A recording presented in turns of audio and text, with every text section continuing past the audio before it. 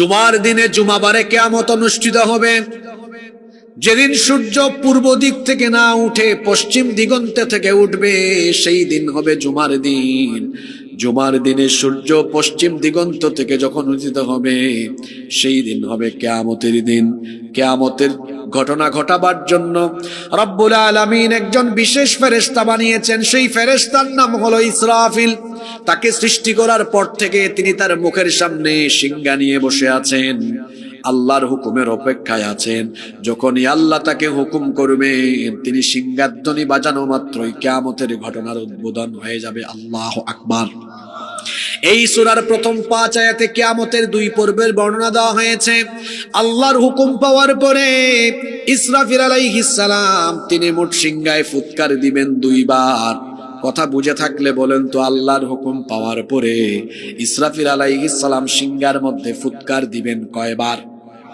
প্রথমবার সিংহায় ফুৎকার দেওয়া মাত্রই কিয়ামতের প্রথম পর্ব আরম্ভ হবে, ফার্স্ট পার্ট আরম্ভ হয়ে যাবে। এই সূরা ইনফিতারের প্রথম 3 আয়াতে কিয়ামতের প্রথম পূর্বের পরিচয় দেওয়া হয়েছে। ইসরাফিল আলাইহিস সালাম যখন সিংহায় ফুৎকার দিবেন, তখন অবস্থা কি হবে আল্লাহ তাআলা বলছেন, ইদাস সামাউন ফাতারাত ওয়া ইদাল কাওয়াকিবুন তাসারাত ওয়া ইদাল বিহারু ফুজ্জিরাত। আল্লাহু আকবার। ইদাস সামাউন ফাতারাত, যখন আসমান দীর্ণ বিদীর্ণ টুকরা টুকরা আসমান যখন ফেটে যাবে, ইসরাফিল আলাইহিস সালামের সিংহার সেই ফুৎকার এতটা ভয়াবহ, এতটা বিপজ্জনক হবে যে একটা সিংহার ফুৎকারে আসমান ফেটে টুকরা টুকরা হয়ে যাবে। আল্লাহু আকবার। আমাদের মাথার উপরে যে আকাশ আছে, আল্লাহ তো একটা আকাশ বানান নাই, আসমান আল্লাহ বানিয়েছেন মোট 7টা। জোরে বলেন কয়টা?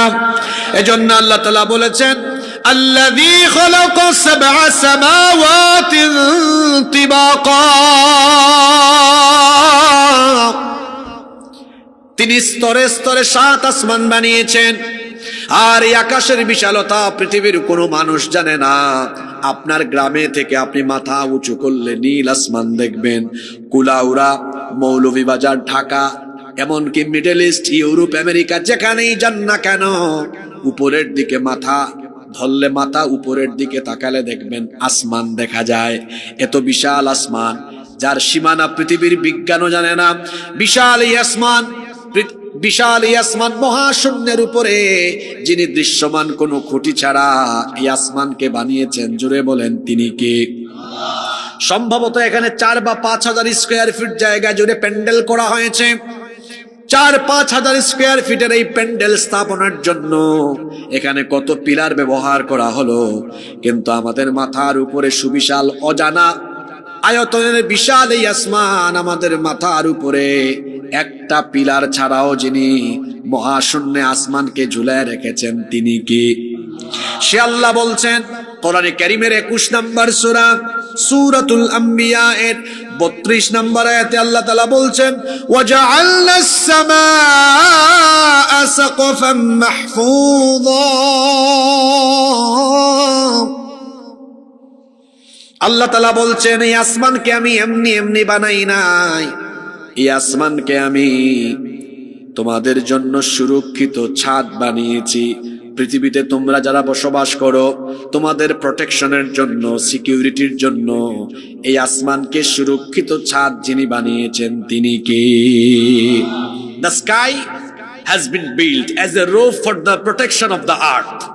আসমানকে আল্লাহ তাআলা পৃথিবীবাসীর সুরক্ষার জন্য সুরক্ষিত ছাদ বানিয়েছেন। এই যে আপনাদের বাসা বাড়ি, আপনাদের এলাকায় এত বাড়ি আছে, আমরা আমাদের বাড়িতে আমাদের সিকিউরিটির জন্য, প্রোটেকশনের জন্য বাড়িতে ছাদ দিয়েছি, চাল দিয়েছি।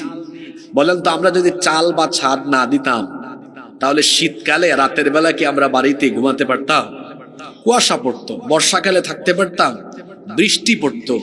তারপরে গ্রীষ্মকালে থাকতে পারতাম? দিনের বেলা তো অবস্থা সিরিয়াস হয়ে যেত। তাহলে গ্রীষ্মকাল, বর্ষাকাল, শীতকাল, সকল কালে আপনার বাড়ির ভেতরে আপনি যেন আপনার পরিবার নিয়ে একদম আরামসে থাকতে পারেন, প্রোটেকশনের জন্য, সেফটি এবং সিকিউরিটির জন্য বাড়িতে কি দিয়েছেন? ছাদ দিয়েছেন। তো এই বিশাল পৃথিবীর উপরে আসমান স্থাপন করেছেন কে? আপনাদের কি মনে হয় এটা কি আল্লাহ তাআলা এমনি এমনি স্থাপন করেছেন? না, কোরআনে কারীম কত বিজ্ঞানময় গ্রন্থ। আল্লাহ বলছেন ওয়াজআলনাস সামাআ সাকফান মাহফুযা, এই আসমানকে আমি তোমাদের জন্য সুরক্ষিত ছাদ বানিয়েছি। তার মানে আসমান না থাকলে আমরা সুরক্ষিত থাকতে পারতাম না। কারণ মহাশূন্যে, বায়ুমণ্ডলে, পৃথিবীর উপরিস্থিত বায়ুমণ্ডলে অসংখ্য উল্কাপিণ্ড আছে। যদি কোনো একটা উল্কা পৃথিবীতে পড়ে যেত, পৃথিবীর গাছপালা, উদ্ভিদ, প্রাণী, মানুষ, জীবজন্তু যা আছে মুহূর্তের মধ্যে সবকিছু জ্বলে পুড়ে ছারখার হয়ে যেত। একটা উল্কাও যেন পৃথিবীতে পড়তে না পারে। আল্লাহ তাআলা আসমানকে আমাদের জন্য সুরক্ষিত ছাদ বানিয়েছেন। এই সুরক্ষিত ছাদ থাকার কারণে একটা উল্কাও পৃথিবীর দিকে ধেয়ে আসতে পারে না। আল্লাহু আকবার। এই আসমান, যে আসমানের কারণে পৃথিবী সুরক্ষিত আছে, আহা, ইসরাফিলের সিংহার ফুৎকারের পরে একটা আসমানও থাকবে না, একটা আসমানও থাকবে না। ইয়াউমা নাতাউইস সামাআ কাতাইয়িস সিজিল্লি লিল কুতুব, কিতাবের পৃষ্ঠাকে যেমন এইভাবে গুটিয়ে ফেলা হয়, সাতটা আসমানকে আল্লাহ তাআলা গুটিয়ে তার কুদরতি ডান হাতে নিয়ে একটা আছাড় মেরে সবকিছু লন্ডভন্ড করে দিবেন। আল্লাহু আকবার। রব্বুল আলামিন অন্য আয়াতে বলেছেন وَنُفِخَ فِي الصُّورِ فَصَعِقَ مَن فِي السَّمَاوَاتِ وَمَن فِي الْأَرْضِ إِلَّا مَن شَاءَ اللَّهُ। যখন ইসরাফিল সিংহায় ফুৎকার দিবে, আসমান সমূহ আর জমিনে যা আছে, আল্লাহ যাদেরকে চাইবেন তারা ছাড়া সবকিছু লন্ডভন্ড ধ্বংসস্তূপে পরিণত হয়ে যাবে। ইসরাফিল আলাইহিস সালাম যখন সিংহায় একটা ফুৎকার মারবেন, গোটা বিশ্বজগৎ এই ফুৎকারে কেঁপে উঠবে। এখন তো বাংলাদেশে ভূমিকম্প হলে পাশের দেশে হয় না, এক মহাদেশে হলে আর এক মহাদেশে হয় না, কিন্তু ইসরাফিল আলাইহিস সালাম যেদিন সিংহায় ফুৎকার দিবেন, গোটা মহাবিশ্ব একসাথে কেঁপে উঠবে। ভূমিকম্পের নামে আল্লাহর জন্য সূরা দিয়েছেন, সেই সূরার নাম সূরা জিলজাল। সেই সূরার প্রথম আয়াতে আল্লাহ বলেছেন ইদা যুলজিলাতিল আরদু জিলজালাহা, যখন পৃথিবীকে প্রবলভাবে প্রকম্পিত করা হবে, এমন ভাবে গোটা পৃথিবী কেঁপে উঠবে, এই যে আকাশের দিকে মাথা উঁচু করে দাঁড়িয়ে থাকা পাহাড়গুলো তুলার মতো উড়ে যাবে। আল্লাহ সূরা কারিয়ার মধ্যে বলেছেন ওয়াতাকুনুল জিবালু কালইহনিল মানফুশ, দুনা তুলার মতো এগুলো উড়ে যাবে। সূরা মুজাম্মিলে আল্লাহ বলেছেন ইয়াউমা তারজুফুল আরদু ওয়াল জিবালু ওয়া কানাতিল জিবালু কাসীবাম মাহিলা, পাহাড় সহ এই পৃথিবীকে ঝাঁকুনি দেওয়া হবে, আর এই পাহাড়গুলো বালুর মতো উড়ে যেতে থাকবে। আসমান একটার উপর আরেকটা লন্ডভন্ড হয়ে, দীর্ণ বিদীর্ণ হয়ে এক আসমানের উপর আরেক আসমান পড়ে যেতে থাকবে। আল্লাহু আকবার। ইসরাফিলের সিংহারে ফুৎকারের পরে পরিস্থিতি কত জটিল হবে আল্লাহ পরের আয়াতে বলেছেন ইদাস সামাউন ফাতারাত وَإِذَا الْكَوَاكِبُ انتَثَرَتْ وَإِذَا الْبِحَارُ فُجِّرَتْ। আসমান দিন্ন বিদীর্ণ হয়ে যাবে, আর ওই তারকারাজি, বিশাল বিশাল তারকাগুলো বিস্ফোরিত হয়ে যাবে, খসে খসে পড়ে যেতে থাকবে। আল্লাহু আকবার। আমার কথা কি আপনারা বুঝেন? তারকা, এক একটা তারকার সাইজ কত বিশাল। পৃথিবী হচ্ছে এত বিশাল, যার আয়তন পৃথিবীর বিজ্ঞানও জানে না। পৃথিবীর 4 ভাগের 1 ভাগ হলো মাটি, আর 3 ভাগ হলো পানি। 3 ভাগ কি? পৃথিবী কত বড় একটু আন্দাজ করেন তো। অনেকে তো আছে মৌলভীবাজার, সিলেটের বাইরেও কোনোদিন যায় না। আমার তো বাংলাদেশ সফর শেষ। ছোট্ট একটা দেশ, এটা ছোট্ট দেশ, এক বিভাগ থেকে আরেক বিভাগে কয়েক ঘন্টায় যাওয়া যায়। এটা কোনো বড় দেশ হইল?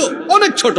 আর পাশের দেশে যান আপনি, কলকাতা থেকে দিল্লিতে আপনি ট্রেনে যেতেই 24 ঘন্টার উপরে লাগবে, এত বিশাল তাদের দেশ। আমাদের চেয়ে 30 গুণ বড়, কানাডা আমাদের চাইতে 90 গুণ বড়, আমেরিকা 100 গুণ বড়, রাশিয়া বাংলাদেশের চেয়ে 160 গুণ বড়। এইরকম পৃথিবীতে 250টার বেশি দেশ আছে। এই 250টার বেশি দেশ নিয়ে পৃথিবী নয়, 250টার বেশি দেশ নিয়ে পৃথিবীর মাটি। পৃথিবীর 4 ভাগের 1 ভাগ মাটি, 3 ভাগ পানি। এক একটা মহাসাগরের আয়তন শুনলে আপনার চক্ষু কপালে উঠে যাবে। প্রশান্ত মহাসাগরের আয়তন হলো 16,52,00,000 বর্গ কিলোমিটার। আল্লাহু আকবার। এই বিশাল জলরাশি আছে, মাটি আছে, সব মিলে পৃথিবী, যার আয়তন আমরা জানি না। এই পৃথিবীর চাইতে সূর্য হলো 13 লক্ষ গুণ বড়।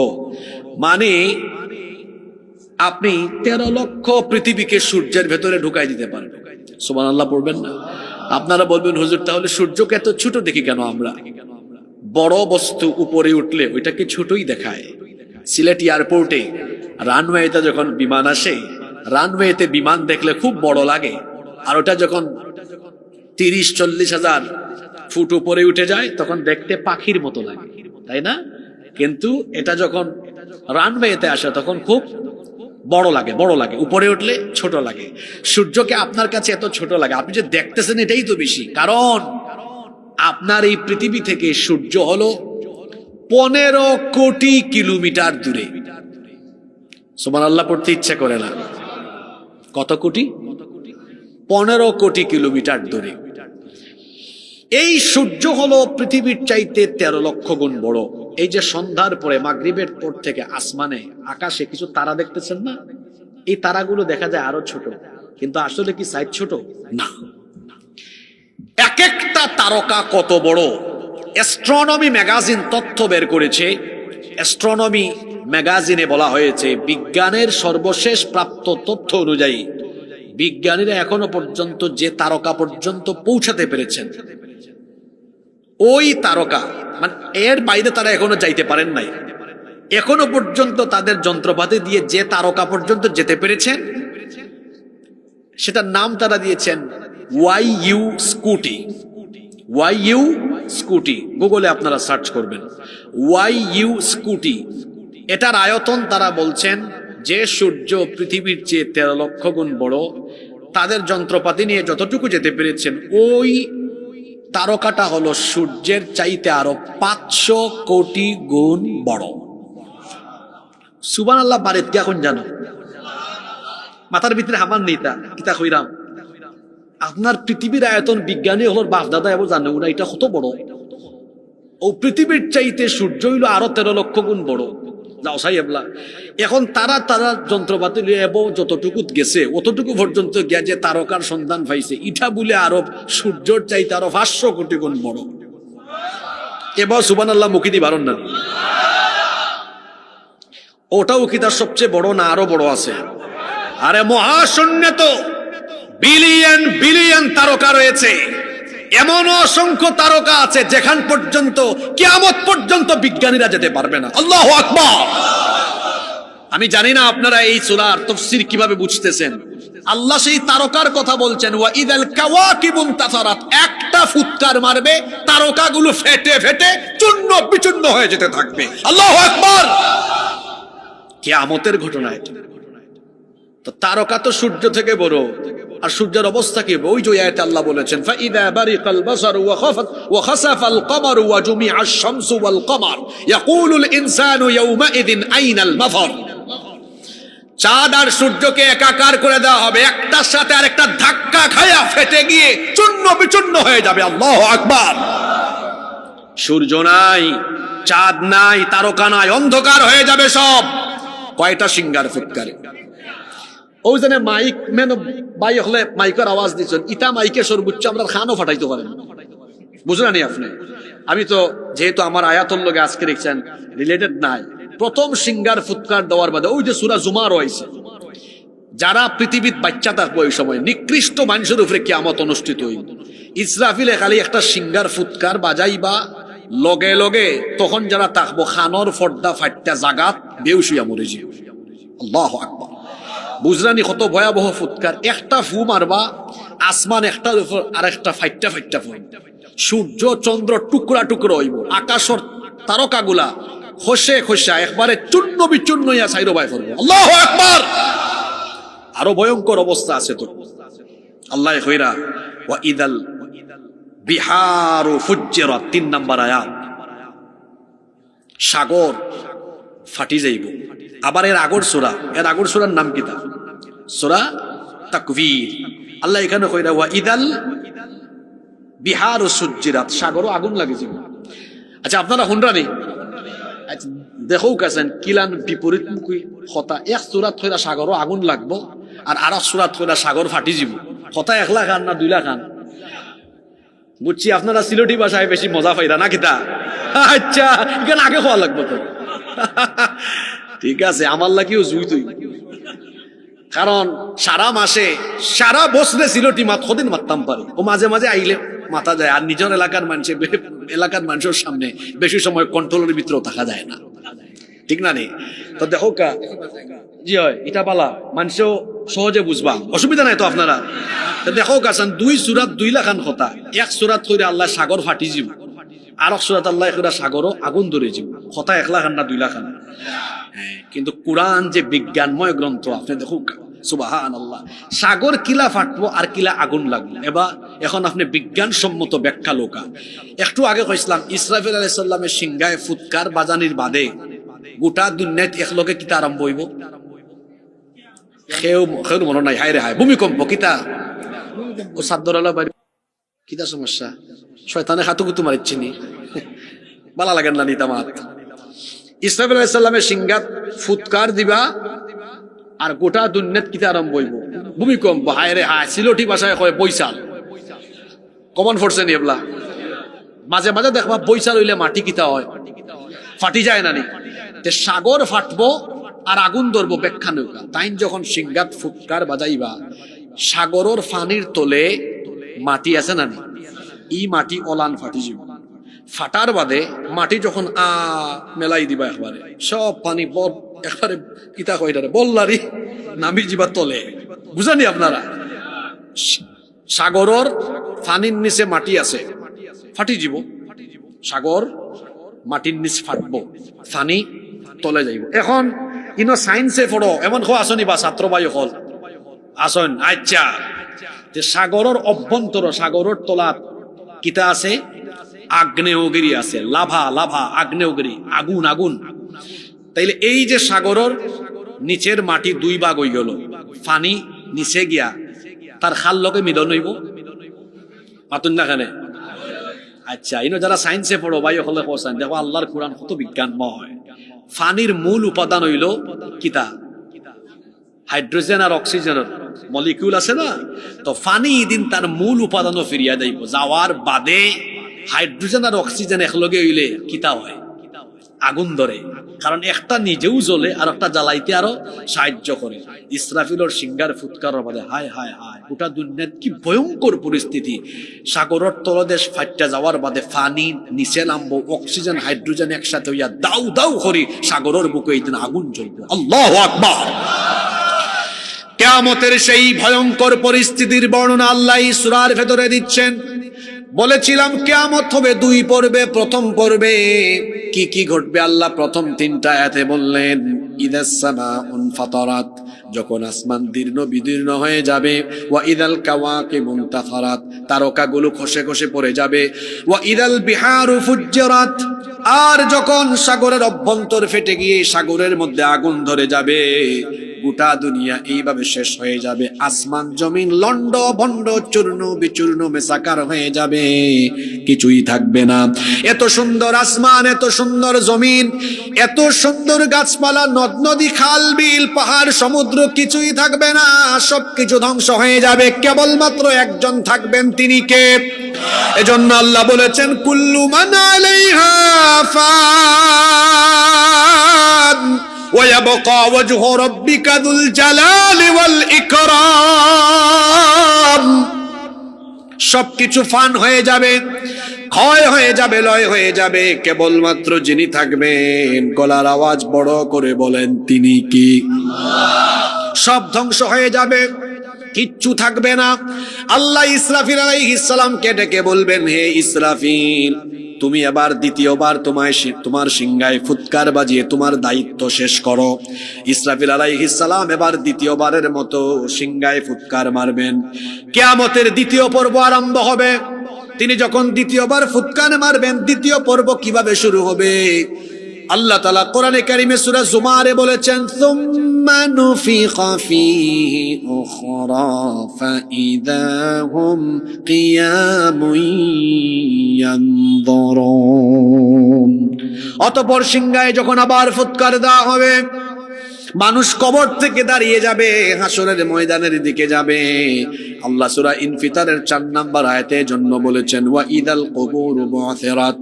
আর যখন কবরকে খুলে দেওয়া হবে, ইসরাফিল আলাইহিস সালাম যখন সিংহার মধ্যে দ্বিতীয়বার ফুৎকার মারবেন, এই রাউতগাঁও এলাকায় যে গোরস্থান আছে, সারা পৃথিবীর কবরস্থানের উপরের মাটি সরে যাবে, ঠাস ঠাস করে কবরের মাটি সরে যাবে, কবরগুলো খুলে যাবে, মানুষ কবর থেকে সেদিন উঠতে থাকবে। আমি আপনি সবাই উঠবো। কি করে আপনারা উঠবেন শুনেন। এখন তো শীতের দিন হওয়ায় কত ভারী ভারী সোয়েটার পরে এসেছেন, ব্লেজার পরে এসেছেন, সুতার তৈরি কাপড় পরিধান করে এসেছেন, কিন্তু কিয়ামতের দ্বিতীয় পর্বে দ্বিতীয়বার সিংহায় ফুৎকারের পরে সবাই যখন কবর থেকে উঠবে, কোন পরিস্থিতিতে উঠবে? আল্লাহর নবী বলেছেন, ইহশারুন নাসু ইয়াউমাল কিয়ামাতি হুফাতান উরাতান গারলা। সেদিন মানুষ খালি গায়ে উলঙ্গ অবস্থায়, কোনো কাপড় চোপড় থাকবে না, নগ্ন পদে খালি পায়ে খতনাবিহীন অবস্থায়, উলঙ্গ অবস্থায় কবর থেকে উঠে হাসরের ময়দানের দিকে দৌড়াতে থাকবে। আম্মা জান আয়েশা রাদিয়াল্লাহু আনহা এই কথা শুনে বললেন, ওগো আল্লাহর নবী, যদি মানুষ উলঙ্গ হয়ে হাসরের ময়দানে যায়, কবর থেকে যদি মানুষ খালি গায়ে উঠে হাসরের ময়দানে গিয়ে জমায়েত হয়, সেদিন কি আমার শরম লাগবে না? সেদিন কি আমার লজ্জা লাগবে না? আল্লাহর নবী তখন বললেন, আয়েশা গো শোনো, সেই দিনটার পরিস্থিতি এত জটিল হবে, আকাশের ওই সূর্য যা 15 কোটি কিলোমিটার দূরে, সেই দিন মানুষের মাথার একেবারে নিকটে চলে আসবে। গুনাহগারদের মাথার চান্দি ফেটে মগজ উতরে উতরে গলে গলে গলে গলে বেয়ে বেয়ে পড়তে থাকবে। জমিন তামায় পরিণত হয়ে যাবে। পিপাসার যন্ত্রণায় কাতর হয়ে মানুষের মুখের ভেতর থেকে জিহ্বাটা বের হয়ে কুকুরের মতো নাভিস্থল পর্যন্ত ঝুলতে থাকবে। গুনাহগারেরা তাদের গুনার পরিমাণ অনুযায়ী ঘামের মধ্যে সাঁতরাতে থাকবে। কঠিন সেই পরিস্থিতিতে কবর থেকে উঠে মানুষ নফসি নফসি জিকির করে আল্লাহর হিসাব থেকে বাঁচার জন্য। আল্লাহর ভয়ে সেদিন যে মাথাটা নিচের দিকে দিয়ে পেরেশান হবে, আল্লাহর ভয়ে মাথা তোলার সাহস কেউ করতে পারবে না। আল্লাহু আকবার! কি বিভৎস পরিস্থিতি! কিয়ামতের দ্বিতীয় পর্ব যখন আরম্ভ হবে, কবর থেকে উঠে উঠে মানুষ হাসরের ময়দানে যেতে থাকবে। হাসরের ময়দানে যখন মানুষ দাঁড়িয়ে যাবে, আল্লাহ আবার সবার হাতে হাতে এক একটা আমলনামা ধরায় দিবেন। পৃথিবীতে আপনি যা করেছেন সব হিসাব না হবে, সবকিছু সামনে দেখবেন, রেকর্ড হয়ে আছে। এজন্য আল্লাহ পরের আয়াতে বলেছেন, আলিমাত নাফসুম মা কদ্দামাত ওয়া আখারাত।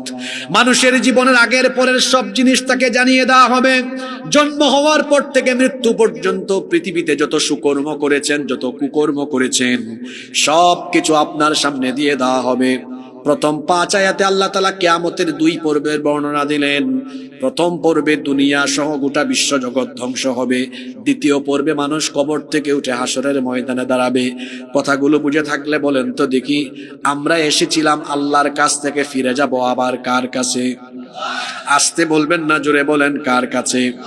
প্রথম 5 আয়াতে আল্লাহ কিয়ামতের বর্ণনা দিয়ে আপনাদের সবাইকে এবার আল্লাহ প্রশ্ন করছেন, বান্দারে তুমি যেহেতু আমার সামনে একদিন হাজির হবে, আমার সামনে দাঁড়াবে, তো তোমার কাছে আমার জিজ্ঞাসা হলো, ইয়া আইয়ুহাল ইনসানু মা গররাকা বিরাব্বিকাল কারীম। হে মানুষ, মা গররাকা বিরাব্বিকাল কারীম, কোন জিনিস তোমাকে তোমার মহান রব সম্পর্কে গাফেল করে ফেললো? কোন জিনিস তোমাকে ধোঁকায় ফেলে দিল? আমি তোমাকে বানালাম, সৃষ্টি করলাম আমার কাছে, তুমি আবার ফিরে আসবে। একদিন আমার সামনে দাঁড়িয়ে তোমাকে বিচারের সম্মুখীন হতেই হবে। তাহলে বলো, এই দুনিয়াতে তুমি কার ধোঁকায় পড়ে আমার সাথে নাফরমানি করো, অথচ আমি তোমার এমন রব?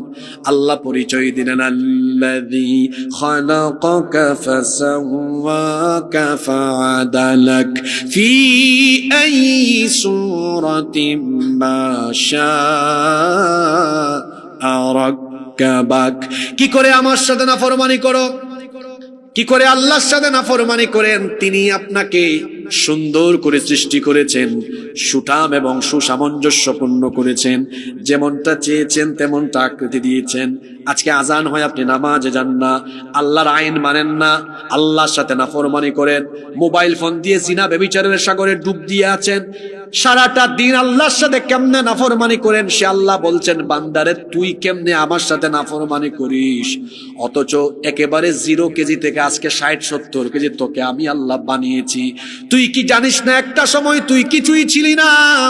সূরা ইনসানের প্রথম আয়াতে আল্লাহ বলছেন, হাল আতা আলাল ইনসানি হিনুম মিনাদ দাহরি লাম ইয়াকুন শাইআম মাযকুরা। ও মানুষ, চিন্তা করো, তোমার জীবনে কি এমন একটি সময় যায়নি যখন তুমি উল্লেখ করার মতো কিছুই ছিলে না? তোমার জন্মের 1 দিন, 2 দিন, 3 দিন, 5 দিন, 7 দিন পরে তোমার মা বাপ তোমার নাম রেখেছে, অথচ তোমার এক সময় নামও ছিল না, ঠিকানা ছিল না, ঘর ছিল না, বাড়ি ছিল না, কিছুই তুমি ছিলে না। তুমি ছিলে অস্তিত্বহীন, তুমি ছিলে প্রাণহীন। কিভাবে আমি আল্লাহ তোমাকে বানালাম? বান্দা শোনো, আজ তুমি আমার সাথে নাফরমানি করো, অথচ আমি তোমাকে কেমনে বানালাম শোনো, তুমি তো কিছুই ছিলে না। আল্লাহ তাআলা আবার বলছেন সূরা মুমিনুনের 23 নম্বর আয়াত থেকে, আল্লাহ তাআলা বলছেন, ওয়ালাকাদ খালাক। সূরা মুমিনুনের 12 নম্বর আয়াত থেকে বলছেন, ওয়ালাকাদ খালাকনাল ইনসানা মিন সুলালাতিন মিন তিন সুম্মা জাআলনাহু নুতফাতান ফি ক্বারারিন مكين ثم خلقنا النطفة علقة فخلقنا العلقة مضغة فخلقنا المضغة عظاما فكسونا العظام لحما। অবশ্যই আমি তোমাদেরকে মাটির নির্যাস থেকে সৃষ্টি করেছি। পুরুষের স্পাম আর মহিলাদের অভাব, এই দুটোকে একত্রিত করে 1 ফোঁটা নাপাক পানিকে তোমার মায়ের জরায়ুর ভেতরে সুরক্ষিত জায়গায় আমি রেখেছি। তুমি এত বড়াই করে, এত অহংকার করো, তাকাব্বুরে ভরা তোমার জীবন, অথচ এমন 1 ফোঁটা নাপাক পানি থেকে আমি আল্লাহ তোমাকে বানানো আরম্ভ করেছি, যেই নাপাক পানি বের হয়ে গেলে মানুষের উপর গোসল ফরজ হয়ে যায়। আল্লাহ বলছেন তুমি কতটা দুর্বল শোনো, খুলিকাল ইনসানু দাইফা, মানুষকে বড় দুর্বল করে বানানো হয়েছে। আল্লাহ তাআলা বলছেন মাত্র 1 ফোঁটা নাপাক পানি তোমার মায়ের জরায়ুর ভেতরে আমি সুরক্ষিত জায়গায় রেখে দিলাম। তোমাকে আমি দেখো 7 মাস, 8 মাস, 9 মাস, 10 মাস তোমার মায়ের পেটের ভেতরে কিভাবে আমি আল্লাহ তোমাকে বানালাম। এখন তো আল্ট্রাস্নো আছে, মায়ের পেটে বাচ্চার বয়স যখন 1.5 মাস, 2 মাস হয়, কত গ্রাম ওজন এটা জানা যায়। 200 গ্রাম, 250 গ্রাম, 300 গ্রাম। আমি একটা মিসকিনরা বুঝবে না, বিবাহিতরা এটা ভালো জানে। বউকে নিয়ে যখন চেকআপে যায়, দেখা যায় তখন ডাক্তার বলে আপনার বাচ্চার হার্টবিট এত, ওজন এখন 300 গ্রাম, 400 গ্রাম। এখন যে আপনার 60 কেজি, 70 কেজি, 60 কেজি, 70 কেজি ছিলেন না, আল্লাহ বলছেন বান্দা তুই আমার সাথে কেমনে নাফরমানি করিস বল? তুই তো মাত্র 1 ফোঁটা স্পাম ছিলে, 1 ফোঁটা শুক্রাণু ছিলে। কেমনে তোরে বানালাম শোন, ওই 1 ফোঁটা শুক্রাণুকে তোর মায়ের জরায়ুর ভেতরে আমি সুরক্ষিত জায়গায় রাখলাম। এরপরে সেটাকে আমি আল্লাহ জমাট বাঁধা রক্তে পরিণত করলাম। এরপরে সেই জমাট বাঁধা রক্তকে আমি গোশতের পিণ্ড বানালাম। অতঃপর সেই গোশত পিণ্ডকে বড় একটা হাড্ডিতে রূপান্তর করলাম। তারপরে সেই হাড্ডির উপরে গোশতের পোশাক পরালাম। তখনও পর্যন্ত তোর চোখ, নাক, ঠোঁট, কান, হাত পা কিছুই ছিল না, এক টুকরা মাংস আর হাড্ডি তুই ছিলে। এরপরে আমি আল্লাহ আমার পছন্দ মতো ফি আইয়ি সূরাতিন মা শাআ রাক্কাবাক, তোর নাক তোর মার মতো না বাপের মতো, তোর চোখ তোর মা না তোর বাপের মতো, তোর ফেস কাটিং তোর দাদা না নানার মতো হবে। আমি আল্লাহ যেরকম চেয়েছি এইরকম একটা ফেস কাটিং দিয়ে, চক্ষু নাক কান ঠোঁট হাত পা সবকিছু দিয়ে তোর মায়ের পেটের ভেতরে আমি আল্লাহ তোকে সুন্দর করে বানিয়েছি। তখনও তোর ওজন কিন্তু বেশি না, দিন যায় তোর ওজন বাড়ে, 1.5 মাস 2 মাস তোর ওজন না 100 গ্রাম 150 গ্রাম, মাসের পর মাস যায় 10 মাস পর্যন্ত তোর মায়ের পেটের ভেতরে। এখন তো মোবাইল ফোনে অ্যাপস বের হয়েছে, সুরক্ষা অ্যাপস, এইটা ওইটা নানান অ্যাপস, মহিলারা এগুলো প্রেগন্যান্সিতে ব্যবহার করে। 200 গ্রাম 300 গ্রাম 500 গ্রাম 700 গ্রাম 900 গ্রাম 1000 1500 2000 এইরকম করে তোমার ওজন বাড়তে বাড়তে তোমাকে তোমার মায়ের পেটের ভেতরে আমি আল্লাহ কতদিন রাখলাম শোনো। আল্লাহ সূরা হজের মধ্যে বলেছেন ওয়া নুকিরু ফিল আরহামি মা নাশাউ ইলা আজালিম মুসাম্মা, নির্দিষ্ট একটা সময় পর্যন্ত তোমার মায়ের পেটের ভেতরে রাখলাম। এরপরে আমি আল্লাহ কি করলাম শোনো, সুম্মা নুখরিজুকুম তিফলা, তারপরে 2.5 3 3.5 4 5 কেজি ওজনের ছোট্ট একটা বাচ্চার সাইজে তোমার মায়ের পেটের ভেতর থেকে বের করে এই দুনিয়ার আলো বাতাস দেখিয়েছেন কে? বুঝছেন নি কই থেকে কিলাইছে কোনটাও আসনা না। এখন কত বাপরে বাপ, 55 60 70 80 কেজি কিজাত ফ্যাট 90 কেজি, হাই বাপরে বাপ আসরা নেই আপনারা, হায় রে হায় 80 আই কেলা হোক আছে। আল্লাহ কত সুন্দর বুঝাইরা, আমি যে তোরে বানাইলাম তোর নাম নাই ঠিকানা নাই কোনটা নাই, তুই তো কোনটাও আসতে না। তখন তো আলট্রাসাউন্ড দেখা যায় না বাচ্চার পরিস্থিতি কিলা। আল্লাহ কইরা ও যে 1 ফুটা না পাক পানি থাকি বান্দা আমি তোমারে মায়া করি বানাইছি, বানাইয়া তোমারে তোমার মার পেটের ভিতর থেকে বাইর করছে, বাইর কইরা এর বাদে দেখো হায় রে হায় তোমারে খেউ খাওয়াইবার খেউ নাই। তুমি যখন আইসো দুনিয়া তোমার তো ভাষাও নাই, আব্বা খাইতাম আম্মা খাইতাম হইতেও পারো না। আমি আল্লাহ কিতা করছি, তুমি দুনিয়ায় তাওয়ার আরো আগে তোমার মার বুকর মাঝে আমি আল্লাহ তোমার লাগি খানা বানায় রাখছি। সুবহানাল্লাহ, আল্লাহর কত রহমত। ছোট্ট একটা বাচ্চা সে যদি দুধ পান আরম্ভ করে আর যদি গ্লাস থাকি জেলা ফানি বাড়য় ওলান যদি দুধ সে খাওয়া আরম্ভ করে তাইলে তার গলাত আটকে যেতে পারে অথবা তার সমস্যা হইতে পারে। বর্তমান চিকিৎসা বিজ্ঞানী হলে আল্লাহ কি আল্লাহ মার স্তনের মাঝে মোট 32টা ছোট ছোট ছিদ্র বানাইছেন। সুবহানাল্লাহ, এত খুব আরাম করি বাচ্চা দুধ পান করতে পারে। আল্লাহ কইরা এইভাবে তোরে আমি দুধ পান করাইলাম, তোর দাঁত লাগবো, তুই তো অ্যাপ্লিকেশন দিছ না বরাবর আল্লাহ আমারে দাঁত দেও, মাছ মাংস খাইতাম, যখন টাইম হয়েছে আমি দিছি তোমার, না চাইতে দিছি, এভাবে তুমি বড় হইছো, তুমি বালেক পর্যন্ত আমি ফেরেশতারে না করছি কোনটা লিখ না। এরপরে বালেক হওয়ার বাদে তোমার লাগে আমার বিধান কার্যকর করে দিছি। ও বান্দা তোমারে আমি মায়া করি বানাইলাম, তোমারে খাওয়াইলাম, আমার দেওয়া অক্সিজেন আমার দেওয়া নিয়ামত তুমি বুক করলাই, আমার ইবাদত করো না, নামাজ নাই, ইবাদত বন্দেগি নাই, হারাম পথে কামায়, আর যত অন্যায় অপরাধ আছে সবটা করেন। আল্লাহ জিকাইরা মা গররাকা বিরাব্বিকাল কারীম, তুমি আমারে খাও, কোন জিনিস তোমারে ধোঁকা দিয়া আমার ইবাদতটাকে তোমারে দূরে রাখলো, তুমি এখানে আমার নাফরমানি করো। যুবক মানুষ তুমি, আমি আল্লাহ নিষেধ করছি বিবাহ বহির্ভূত আরাম রিলেশন হইল না, তুমি ও বাড়ি হো বাড়ির ফুরিন তোরে ফোনে সাতাও, তুমি মোবাইল আতো লইলেও অশ্লীল ভিডিও দেখো, তুমি মোবাইল আতো লইলেও তোমার চরিত্র বিধ্বংসী সব কাজ তুমি করো, চকুর জিনা আরম্ভ করো। আজ বেশিরভাগ যুবক ফাইন নষ্ট হইরা মোবাইলের অপব্যবহার হইরা রাত 3টা 4টা পর্যন্ত তারা মোবাইলও তাহাজ্জুদ করে, 3টা 4টা পর্যন্ত হজাক থাকে, ফজরের নামাজ পড়ে না, ঘুম থাকি উঠে 11টা 12টার সময় সকালে নাস্তা করে না। যারা সকালে নাস্তা করে না ইতার ফেট হইল গ্যাসের কারখানা, ইতার হেড অফিসও ঠিক থাকে না, আর সমাজ নষ্ট করেন যেন বই বুঝাতো কিতা হয় আপনারা আশীর্বাদ লাগে হয়েছে না কিতা, বাস্তব কথা এগুলা।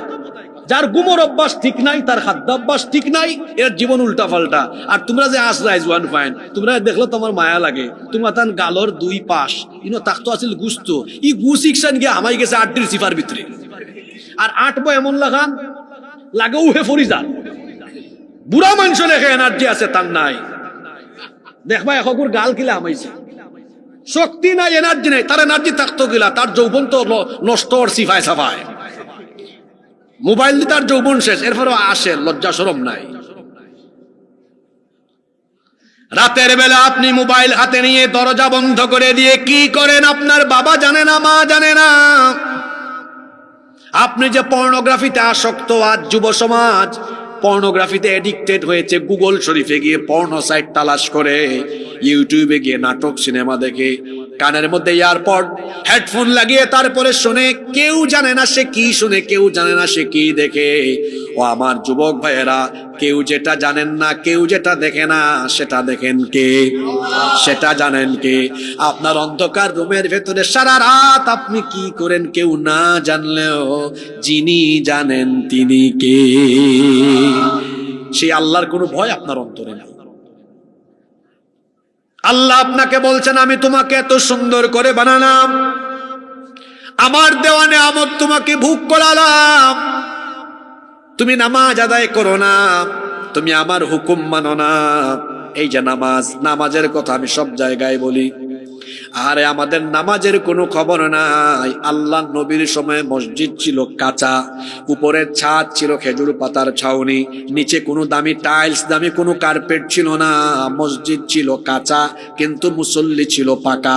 আমাদের মসজিদ এখন হয়েছে পাকা, কিন্তু মুসল্লির অভাবে আমাদের মসজিদ থাকে ফাঁকা। 5 ওয়াক্ত নামাজের কোনো খবরই নাই। আমাদের সবচাইতে বড় দুশমন, তার নাম হলো ইবলিস, তার নাম শয়তান।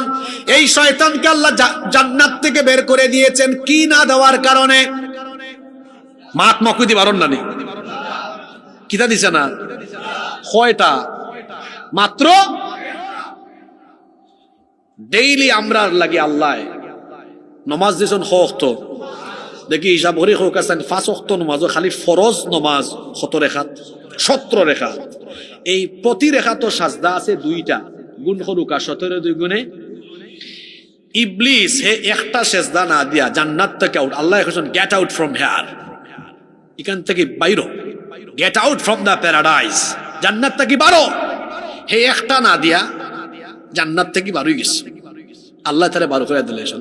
আমরা প্রতিদিন 34টা না দিয়া জান্নাতে যাওয়ার লাগে রেডি। বুঝা যায় জান্নাত আমার মামুর বাড়ি। ইবলিস জান্নাত থেকে বাইরে হওয়ার পথে আল্লাহর লোকে প্রতিজ্ঞা করছে, আল্লাহ আদম রে সেজদা দিছে না দেখিয়া তুমি আমারে জান্নাত থেকে বার করে দিলাইছো। আদম আর আদমর ফুয়াফুরের বংশধর কিয়ামত পর্যন্ত যারা দুনিয়াতে আইব, ইতারে সেজদাটাকে দূরে রাখা, ইবাদতটাকে দূরে রাখা হইব আমার ভিশন, আমার মিশন। এই ভিশন আর মিশন বাস্তবায়নের লাগি ইবলিস বই রইছে না কাম করে। হাদিস শরীফ আইছে ইবলিস শয়তান কোন সময় আসে আর কোন সময় খান্দে ওনানি আপনারা। আল্লাহ রসুলের হইলা যখন কোনো মানুষে আল্লাহরে সিজদা দিলায়, ইয়াতাজালা শাইতানু ফায়াবকি, শয়তান এই ব্যক্তির কাছ থেকে দূর হয়ে গিয়া দেখে আর খান্দে, দেখে আর খান্দে। তাইলে আমরা যখন নামাজও গিয়ে আল্লাহরে সিজদা দেই, ইবলিসে কিতা করে মাতুন না কেন? আর আমরা নামাজও না গেলে ইবলিসে আসে। বুঝলে দেখি পালা করে জবাব দেওয়া চাই, বেটা মানুষের লাগান কইবা, বেটিন তোর লাগান যেন গোলার আওয়াজ না হয়। দুর্বল মুসলমান আমি দেখতাম পারি না। আমরা নমাজও গেলে ইবলিসে আসে না খান্দে, আরো জোরে হোকা। আর নমাজও না গেলে ওকে, নাও টেক ইউর ডিসিশন। আপনার সিদ্ধান্ত লুকা 5 ওয়াক্ত নমাজের টাইমে আপনি ইবলিসে আশাই মানা খান্দাইবা। আর যারা কোনটা মাত্রা না, তারা ইবলিসের কাছ থেকে খেলাফতি লইয়া বই রইছে, সবে মাথা লাগবে। নমাজের টাইমে ইবলিসরে আশাই মনা খান্দাইব, খান্দাইতে হইলে কিতা করা লাগবো? আপনার নমাজ কুয়াই। আমার জাতীয় কবি খুব সুন্দর জবাব দিছ।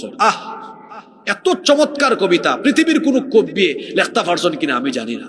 কিভাবে আমাদের সমাজের মানুষের নামাজ কাজা হয় তিনি বলছেন, ঘুমাইয়া কাজা করেছ ফজর, তখনও জাগনি যখন জোহর, হেলায় খেলায় কেটেছে আসন, মাগরিবের ওই শুনিয়া যান, এখনো জামাতে হওরে শামিল, এখনো এর সাথে আছে স্থান, বাজিছে দামামা বাদ্রে আমামা, শির উঁচু করি মুসলমান, দাওয়াত এসেছে নয়া জামানার, ভাঙা কেল্লা উড়ে নিশান। আল্লাহু আকবার। এত সুন্দর কবিতা পৃথিবীর কোন কবি লিখতে পেরেছে বলে আমার মনে হয় না। কিভাবে আমাদের 5 ওয়াক্ত নামাজ যায়। আবার শুনেন, ঘুমাইয়া কাজা করেছ ফজর, তখনও জাগনি যখন জুহর, হেলায় খেলায় কেটেছে আসর, মাগরিবের ওই শুনিয়া যান, এখনো জামাতে হরে শামিল, এখনো এর সাথে আছে স্থান, বাজিছে দামামা বাদরে আমামা, শির উঁচু করি মুসলমান, দাওয়াত এসেছে নয়া জামানার, ভাঙা কেল্লায় উড়ে নিশান। আপনার ফজরের নামাজ যায় কিনা ঘুমাইতে ঘুমাইতে শরীর ফুলাইলা একবারে। ওই যে নামাজ ছাড়ি দিলা আপনি, জোরের আগ পর্যন্ত বাচ্চা থাকবা, গ্যারেন্টি আসেনি? কেমন করে ঘুমাও তুমি, কেমন করে ঘুমাও তুমি, ফজর করে কাজা,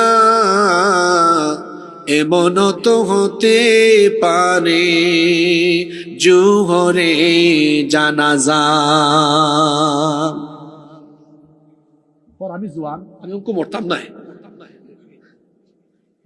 Keep in your mind, there is no serial of death. মৃত্যুর কোন সিরিয়াল, পৃথিবীতে আসার সিরিয়াল আছে, যাওয়ার কোন সিরিয়াল নাই। আসার সময় দাদা বাবা ছেলে নাতি সিরিয়াল মেনটেন হয়, যাওয়ার সময় সিরিয়াল ব্রেক হয়। মাঝে মাঝে দেখা যায় দাদা জীবিত, নাতির লাশ দাদা কবরে নামায়, বাবা জীবিত, ছেলে মারা গিয়েছে, মাঝে মাঝে আমরা কুলা উড়ায় দেখি ছেলের লাশ বাবা কবরে নামায়। মাতুকা আছে নীলা।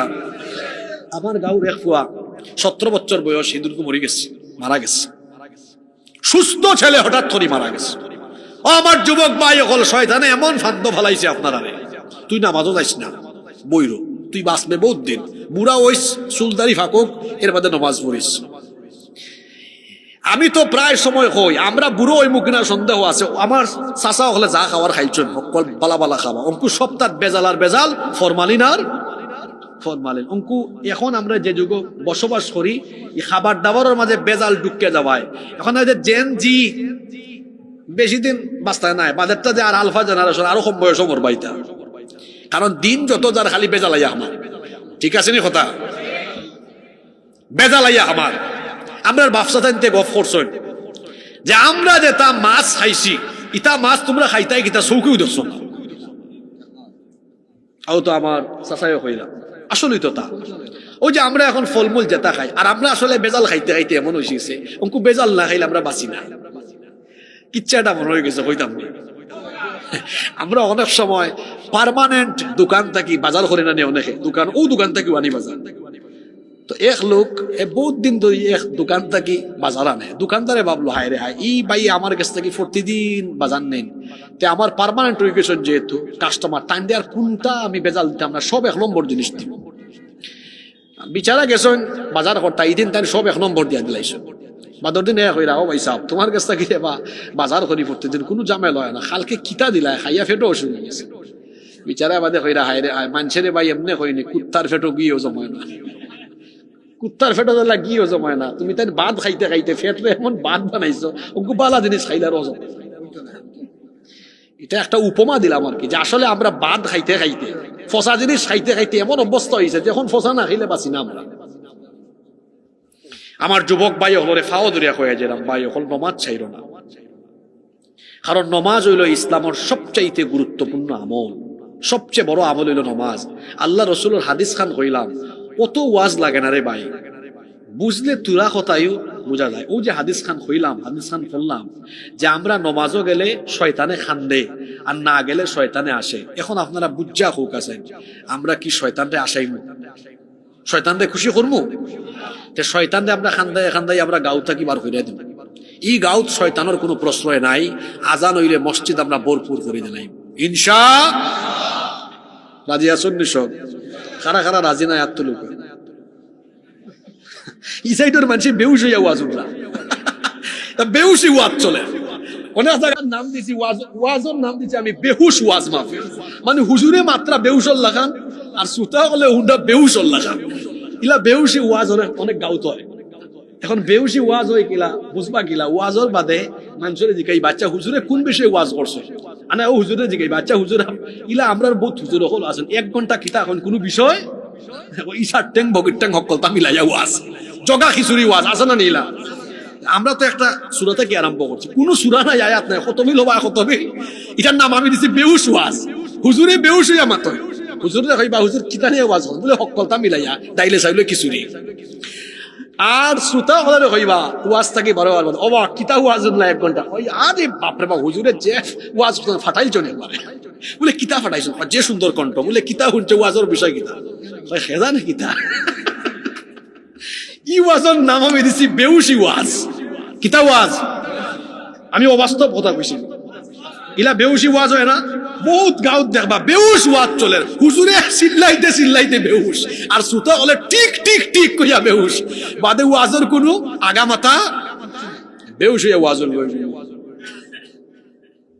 কষ্ট নি আপনারা।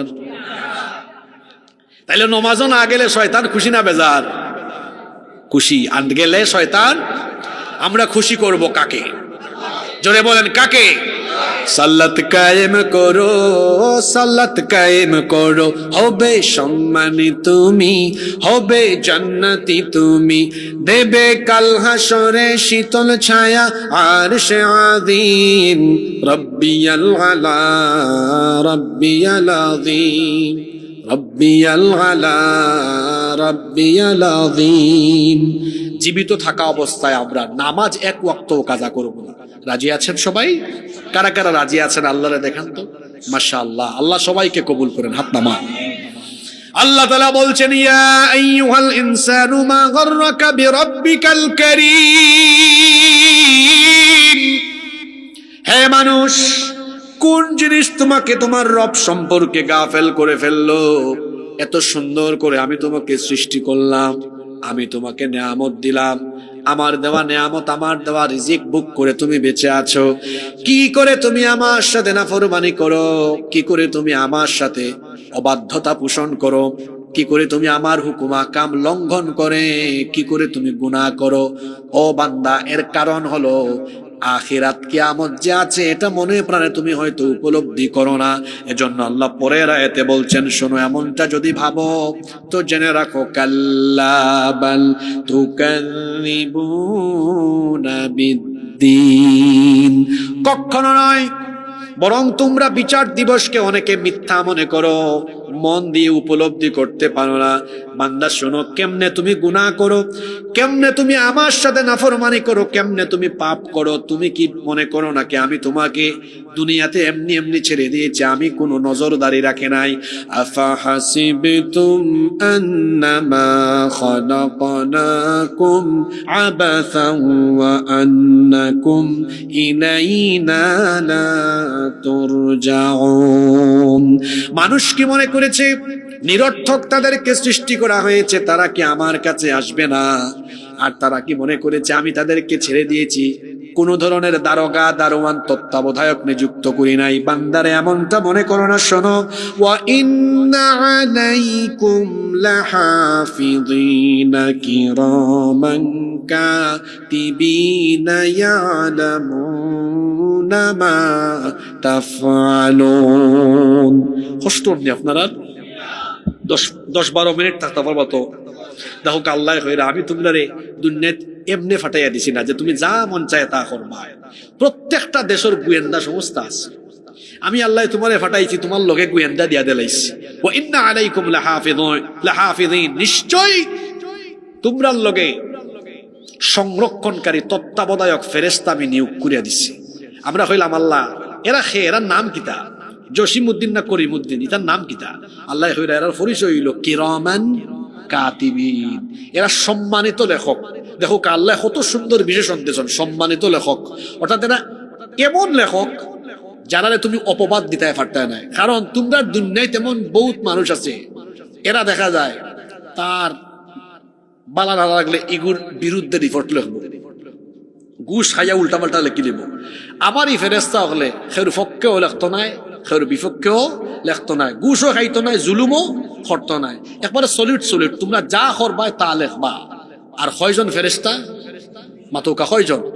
নাম হইল কিরামান।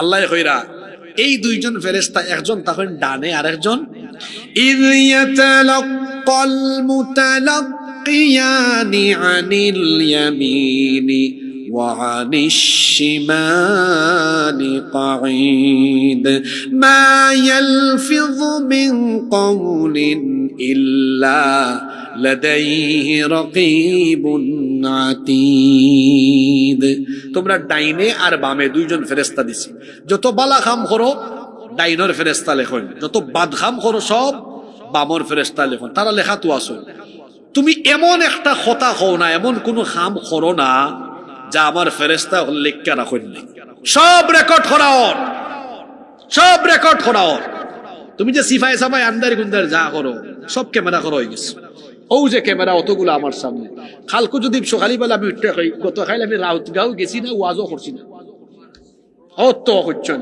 প্রমাণ আছে ওই তো হক্কা হুজুর মিশা মিথ্যা লাভ নাই আপনি গেছলা ঠিক আছে নি কথা কিয়ামতের দিন আমল নামা তো দেওয়া হইব আপনি কইবা আল্লাহ আল্লাহ এটা আমি করছি না ফেরেশতা হলে সারা বানায়া বানায় লেখছো আল্লাহর দেওয়া ব্রেন মানুষে কামল লাগাইয়া ক্যামেরা বানাইয়া হক্কলতা রেকর্ড করে রাখিলায় তো জ্ঞানদাতা আল্লাহ আমার আপনার হক্কলতা অডিও ভিডিও করিয়া রাখতা পারতা নাই মুখে দি মাত পারন না অস্বীকার করলে আল্লাহ কইবা ভিডিও স্ক্রিন অন করো ই নাফরমানের সপ্তাহ মানুষরে দেখাও আল্লাহু আকবার ইয়া আল্লাহ ইলাল ফমান ইলাল বিজ্জত তুমি কিয়ামতের মাঠে আমরারে কইরো না আল্লাহ যত গুনাহ করছি তুমি maaf করি দিলাও হোক আমিন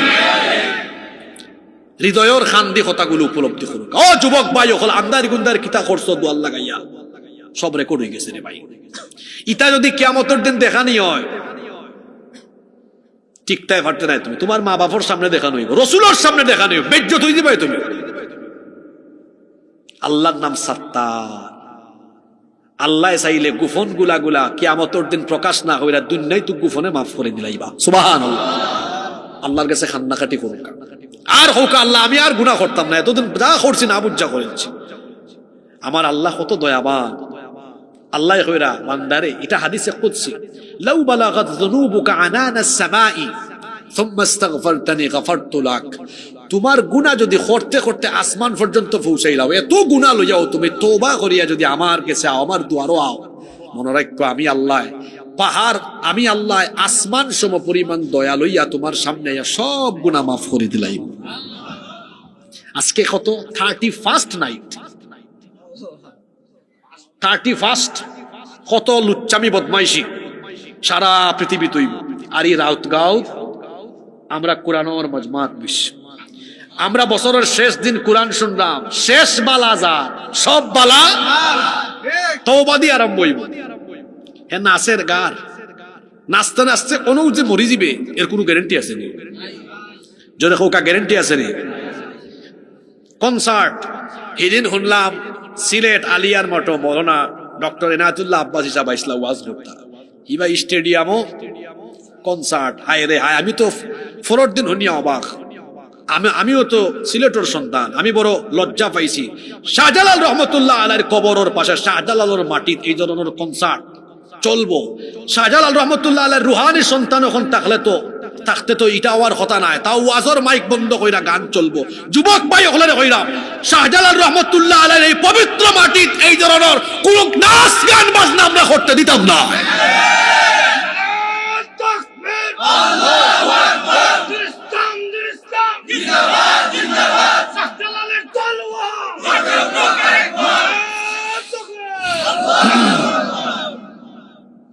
সম্মানিত উপস্থিতি আল্লাহ কইরা বান্দারে সব তার রেকর্ড হই যান তুমি খেনে আমারে ডরাও না খেনে আমারে ভয় পাও না তুমি কিলা নামাজ ছাড়ো তুমি কিলা আমার লগে নাফরমানি করো সারাটা দিন গুনাহ করো আমি কইছি ব্যবসা করো তুমি সুদের কারবার আরম্ভ করছো আমি কইছি ওজনে কম দিও না ওজনে কম দাও আমি কইছি গিবত করো না গিবত করো না তুমি সুগুল করি করো একজন অর্থ আরেকজনের কাছে লাগাই দাও তুমি মানুষের হক নষ্ট করো তোমার মা বাবার হক নষ্ট করো সারাটা দিন 24টা ঘন্টা তুমি গুনার সাগরে ডুব দিয়ে আসো কিলারে বান্দাইলা করো হোসাই হ্যাঁ তুমি কি জানো না তোমার সব জিনিস রেকর্ড হয়ে যান তোমার হিসাব হবে বিচার হবে তুমি আমার সামনে দাঁড়াবে তোমার সারা জীবনের সুকর্ম অপকর্ম তোমার সামনে হাজির হয়ে যাবে সেই দিন কিয়ামতের মাঠে আল্লাহ বিচার করে মানুষকে দুই ভাগে ভাগ করে দিবেন জুড়ে বলেন কয় ভাগ ফারিকুম ফিল জান্নাতি ওয়া ফারিকুম ফিস সাঈর, একদল জান্নাতি আর একদল জাহান্নামী। এই দুই দলের পরিচয় আল্লাহ পরের আয়াত 13 নম্বর আয়াত থেকে দিচ্ছেন। ইন্নাল আবরারা লাফি নাঈম ওয়া ইন্নাল ফুজ্জারা লাফি জাহিম, নিশ্চয়ই নেককার বান্দারা জান্নাতের নেয়ামতে থাকবে, আর যারা গুনাহগার পাপী তাপী দুরাচারী তারা জাহান্নামের মধ্যে থাকবে।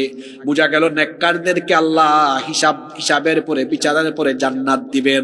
আল্লাহ আমাদেরকে নেককারদের কাতারে শামিল করে দাও। আর যারা পাপাচারী দুরাচারী তাদেরকে আল্লাহ জাহান্নামে নিক্ষিপ্ত করবেন।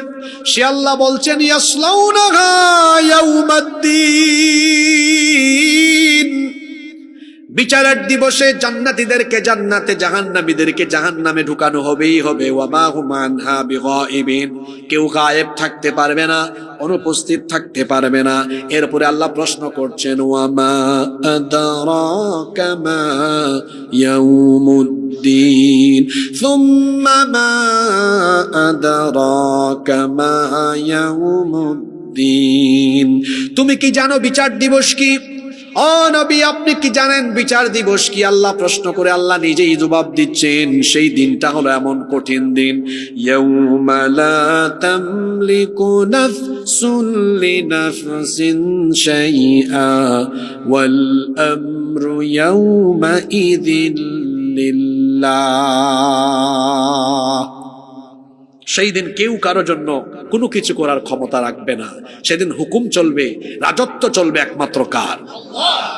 আমল বালা হইলে ফয়সালা বালা, আমল খারাপ ফয়সালাও। আচ্ছা তোরা একটু তা দেখি লাইছেন, টেস্ট করি লাই।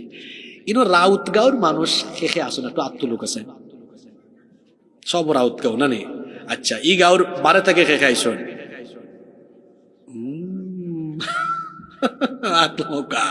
তাহলে এই গাঁওর মানুষ ওয়াজও বেশি না বারা গাঁওর মানুষ ওয়াজও বেশি? ফাটাফাটি আছে নাকি, তাই না? বেশি ফাটাফাটি বুঝছেন না নেই? মানে মানুষ দলে দলে বাগ হওয়া, মসজিদ বাগ করা।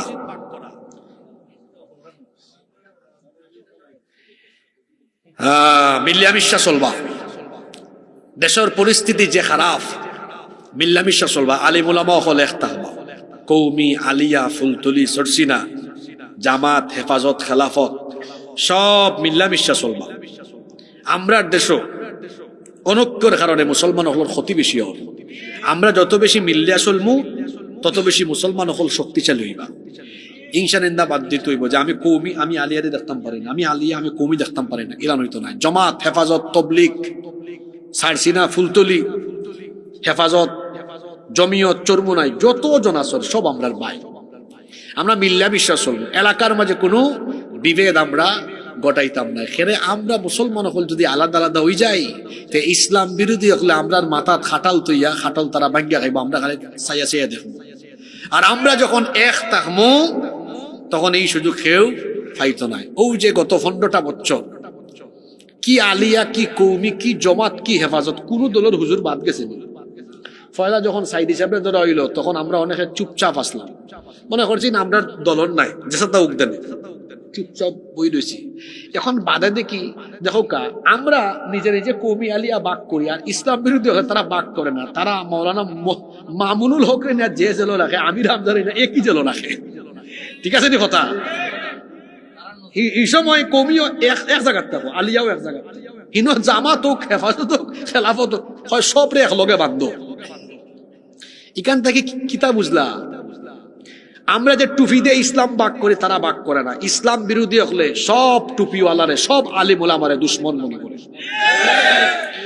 সুতরাং আপনি বুঝৌকা, মনের সব হিংসা নিন্দা বাদ দৌকা। আমি ব্যক্তিগতভাবে কৌমির আলেম ওলামা হলের সম্মান করি, আলিয়ার উলামা হলের সম্মান করি। আমি তবলিগ পছন্দ করি, আমি ফুলতলি পছন্দ করি, আমি সরসিনা পছন্দ করি, আমি জামাত পছন্দ করি, হেফাজত পছন্দ করি। হুজুর আপনার থেকে হল ভাই আছেন না, যারাই মুসলমান তারা আমার ভাই, তারা আমার। বিভেদ থাকতো ওখানে আমরার মাঝে। আমরা আল্লাহ কয়জন, নবী কয়জন, কিতাব হকান, আমরা অত দরাদরি করে লাভ আছে। আমাদের প্রভু এক, এক নবীর উম্মত, জীবন বিধানে ওই শিবানী কোরআন। তবে কেন এক নও হে মুসলমান, এক হও এক হও করিয়া বান। আমরা এক হইলে আমরা শক্তি। আমরা যদি এক থাকতাম, এই বাংলাদেশে একজন আলিম অখলর আত্মরা লাগাইয়া জেলো হারানোর সাহস ই বাংলাদেশে কেউ রইল না। মানুষে কয় ডুস খাইলে হুশ হয়, তা আমরা ডুস খাইছি এখন হুশ হয়ে যেত, আর আমরা আলাদা থাকতাম না। সব আমার ভাই। এই বাংলাদেশে যদি আমরা সব একমত আইতাম পারি, এই বাংলাদেশে কোরআনের শাসন খুব শীঘ্রই কায়েম হয়ে যাব ইনশাআল্লাহ। আচ্ছা, আপনারা সবে কোরআনের শাসন চাইননি? আচ্ছা, আওয়ামী লীগ যদি ক্ষমতার যাওয়ার লাগে 14 দলে লইয়া জোট বানাইতে পারে, আর বিএনপি যদি ক্ষমতার যাওয়ার লাগে 19-20 দল লইয়া জোট করতে পারে, তো আমরা কেউ ফুলতলি, কেউ জমাত, কেউ হেফাজত, কেউ খেলাফত, কেউ জমিয়ত, কেউ সরসিনা, কেউ আমরা চরমুনাই। আচ্ছা, হকলরে জিকাউ, আচ্ছা আপনারা সবে কোরআনের শাসন চাইন? আমার বিশ্বাস সবে চাইন, সবে চাইন না নি? আপনার মাঝে তুরা মসলা মাসাইলের যে পার্থক্য আছে, ইকনান্তরে আমরা এক গালাত রাখিয়া শুধুমাত্র কোরআনের শাসনের লাগি আমরা কি সব একবার একমত হয়ে যেতাম পারি না? যদি একমত হয়ে যেতাম পারি, আপনারা দেখবা খাইল যদি আমরা ঘোষণা দিই আমরা সব এক হয়ে গেছি, তাহলে ফরুদিন বাংলাদেশের মানুষে কইবা বাংলাদেশের দায়িত্ব আমরা হুজুর হলে দিলাইছি। কিন্তু হুজুর হলের ভিতরে তো হিংসা বেশি, হিংসা কমাইতেই পড়ে ভাই। আমি আমি আমি তো স্কুলও পড়ছি পয়লা, আমার আমার বংশত কোনো আলিমুলামা নাই। আমার আব্বাই আমার স্কুল থেকে দৌড়িয়ে আইন না মাদ্রাসা থেকে সর্বোচ্চ ডিগ্রি নিছি, ইউনিভার্সিটি তো পড়াশোনা করছি। তো সব মানুষের লোকে মিল্লা মিশা দেখছি আমরা হুজুর হলের ভিতরে হিংসা নিন্দা আছে। ইটা সারি দৌকা ভাই, এক ভাইয়ে হয়েছিলা বাইরে বাই ফাল্লার মাঝে ব্যাং রাখা জ্বালা কঠিন, ফাল্লাত ব্যাং রাখবাই কিলা খালি ফাল মারে, ও বলা হুজুর হলের এক কাতারও বুয়া নিও কঠিন। তবে যদি হুজুর হলের এক কাতারা বুয়াইন যায়, বাংলাদেশের ইতিহাস বদলে যাবে। আপনারা দেখবা এই দেশে হুজুর হলের বক্ত সবচেয়ে বেশি।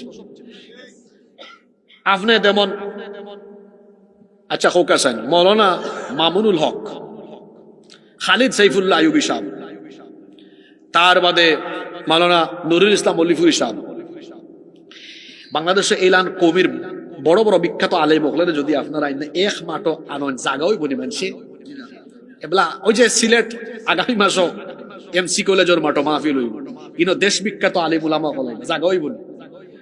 ওই যে প্রতি বছর আপনার সিলেট ফুলতলি সাহেব রহমতুল্লাহ আলাই ইসালে সোয়াব মাহফিল, কত মানুষ জানি না।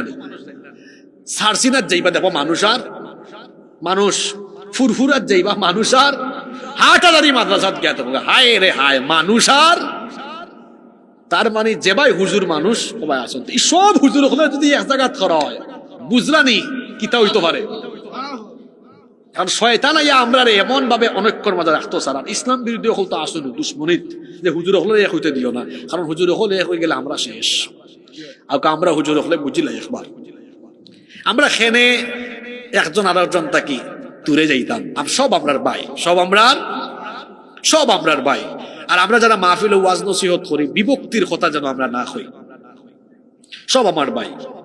জমাত, হেফাজত, খেলাফত, জমিয়ত, ফুলতলি, সরসিনা, যারাই মুসলমান সব আমার ভাই।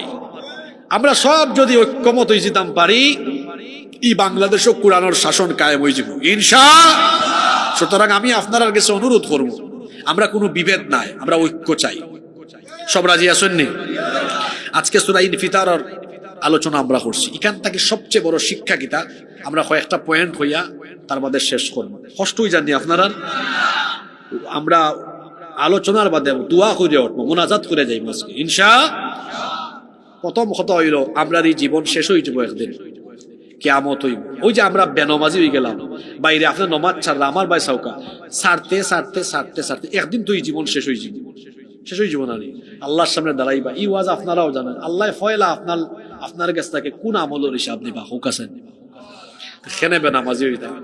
আমি আপনার আর ফাও দূরিয়া হইয়া দিলাম, আল্লাহর ওয়াস্তে নমাজ ছাড়বা না, পারবার ইনশাআল্লাহ। 2, যেহেতু পরকালও আমরা আল্লাহর সামনে দাঁড়াইব, এর লাগে আমরা আল্লাহর বিধানের বিপরীত কোনো কাম করতাম না ইনশা। 3 নম্বর, আমরা গোপনে কোনো গুনাহ করতাম না, কারণ খারে গোপন রাখবো আমরা হোক আছেন 2 জন ফেরেশতা আমরার লগে আসুন না নাই, আসুন না, আর আল্লাহ তো দেখরা, আল্লাহ সব জানেন, আমরা গোপনে কোনো গুনাহ করতাম। 4 নম্বর, জান্নাতে যাওয়ার একটা আমলও আমরা ছাড়তাম না ইনশা। 5 নম্বর, আমরা আল্লাহর হকর পাশাপাশি মানুষের হক আদায় করব ইনশা। 6 নম্বর, আমরা ঠেলাঠেলি করিয়া নিজেরা মারামারি করতাম না, সব আমরা এক থাকবো ইনশা। এই 6টা কথার উপরে আল্লাহ আমরা আমল করার তৌফিক দান। মাহফিল কমিটির সম্মানিত সভাপতি সাহেবের কথা থাকলে আমরা শুনবো, না থাকলে